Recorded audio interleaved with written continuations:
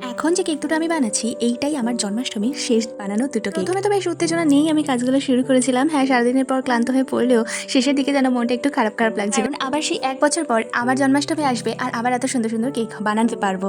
আসলে এই জন্মাষ্টমীতে বানানো কেকগুলোর ডিজাইনগুলো প্রত্যেকটাই ইউনিক হয় আর মন থেকে না একটা আলাদাই ফিলিং আসে।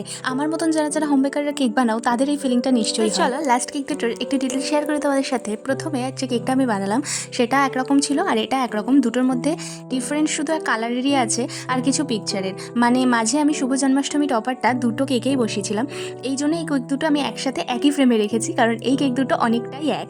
এবার এই যে শুভ জন্মাষ্টমী লেখাটা একটা ছোট করেছিলাম কারণ আগের কেকটা ছোট ছিল, আর এটা বড় করেছি কারণ এই কেকটা বড়। কেকের মধ্যেই টপার বসানোর ইচ্ছা ছিল আর এই কেকটাতে এক্সট্রা করে ফন্ডেন্টের একটা বাসি বসিয়েছিলাম। তবে এই দুটো কেকের মধ্যে ফন্ডেন্টের ফ্লাওয়ার দেওয়ার কোনো ইচ্ছা ছিল না।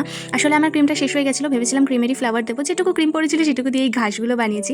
তো লাস্টে আমি ফন্ডেন্টের ফ্লাওয়ার অ্যাড করার কথা চিন্তা করলাম। তো প্রথম কেকটাতে তো ঘাস দিয়ে ফন্ডেন্টের ফ্লাওয়ার অ্যাড করেছি, দ্বিতীয় কেকটায় আগে ফ্লাওয়ার অ্যাড করেছিলাম, তবে ঘাসটা দেওয়ার ইচ্ছা ছিল না। তো শেষ পর্যন্ত ঘাসটা অ্যাড করে ভালোই লাগছে। সেদিন আগে একটা ভিডিওতে কার কোন ফ্লেভার পছন্দ সেটা নিয়ে একটা গেম খেলেছিলাম, তো সেখানে তোমরা আমাকে অনেক কমেন্ট করেছো, অনেক ভালোবাসা দিয়েছো। তো চলো আজকের এই কেকটার মধ্যে বলি তোমাদের কার কোন কালার পছন্দ, অবশ্যই কিন্তু আমাকে কমেন্ট করে জানিও। টাটা।